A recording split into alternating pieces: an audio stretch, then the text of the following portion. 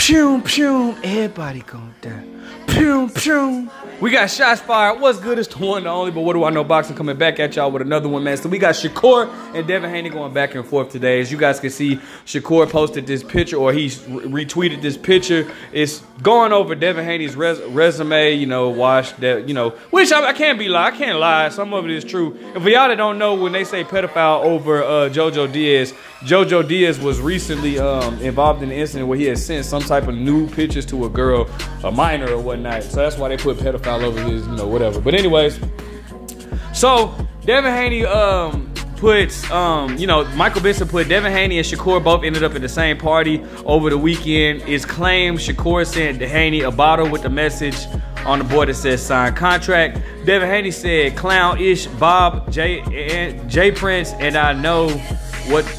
Oh, I'm sorry, Bob J Prince. I don't know what the F he's talking about. Just cloud chasing. If it was a contract, then we would go to purse bid because he's my mandatory.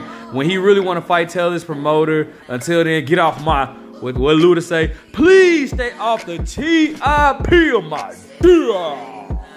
Boy, he killed T.I. with that, man. But anyways, so basically, bro, like, and I do agree in this situation. I agree with Devin Haney, what Devin Haney saying, like, bro, like, you know, hey, you ain't sent no contract for me to sign. But Shakur then came back and said, finally, you speak for yourself. Bob just told the world the 3 fights he about to offer you, little bruh. Let's get active about. It's about that time.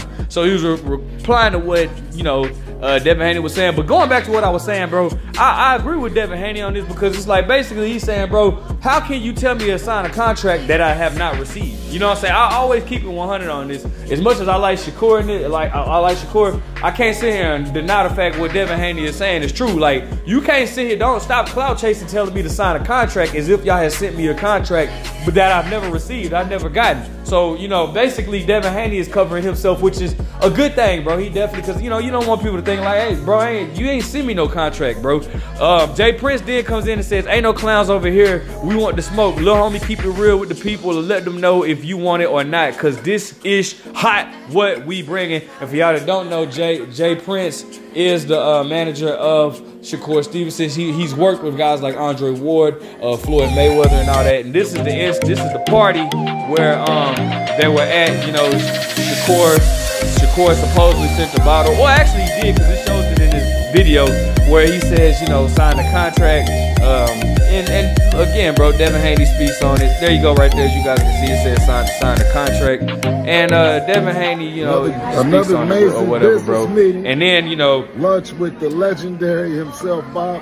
Hey, Dev, we working it out, baby. So we got Bill Haney, my bad, working it out, doing a little commentary. When something comes in, you'll be the first to know. But Bill Haney basically speaking on you know, doing business with Bob, trying to get things locked up. So I guess it looks like it's possible that Devin Haney will, you know, re-sign with Top Rank. I mean, I'm not mad at that if he does. You know, I'm not mad at that, because one thing we know, there are plenty of fights for him on the Top Rank roster. You know, he definitely has a rematch with Lomachenko. I'm pretty sure Lomachenko would take that in a heartbeat. He has a fight with Shakur.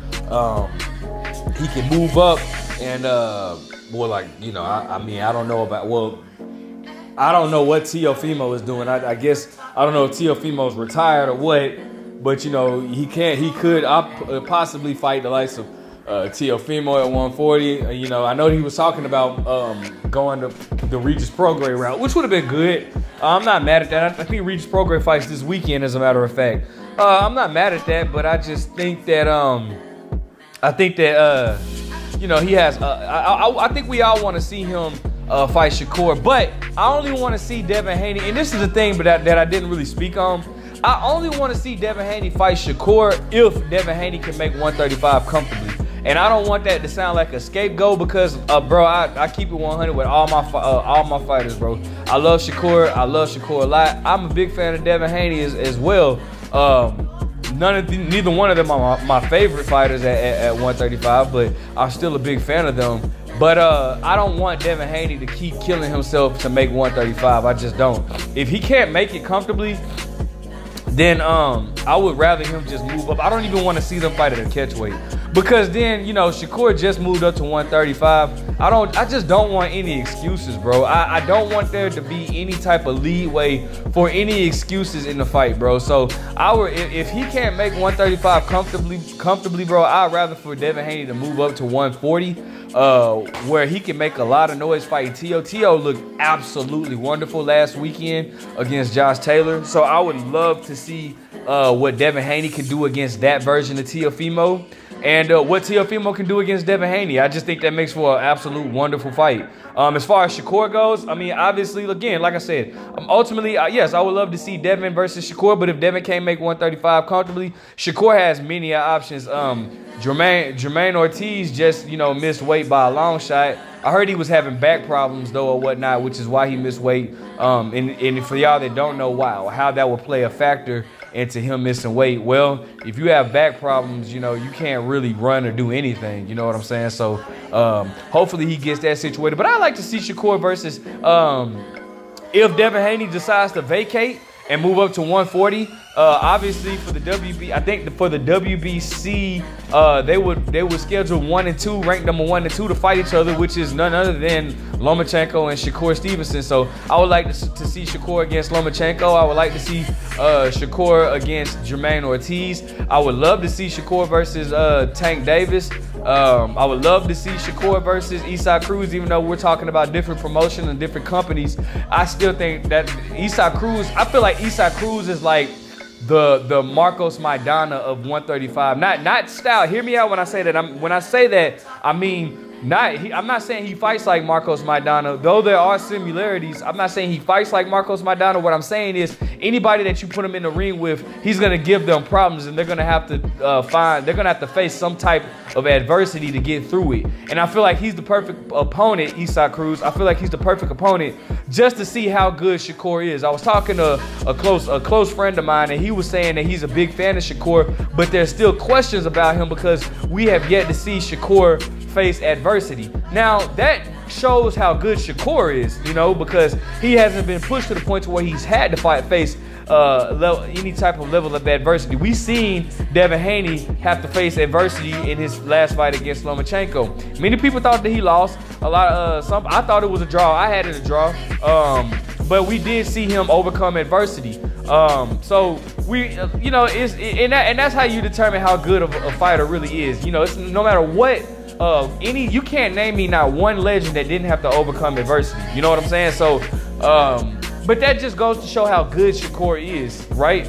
But I would like to see that too, and I think that Isaac Cruz, I don't think Isaac Cruz would beat Shakur, but I think that he would definitely push Shakur. And a lot of these guys, maybe Frank Martin, you know, Keyshawn, well, obviously Shakur is not gonna fight Keyshawn Davis, but I still feel like him versus Frank Martin, that would, you know, do great. It's a lot of fights out there, bro.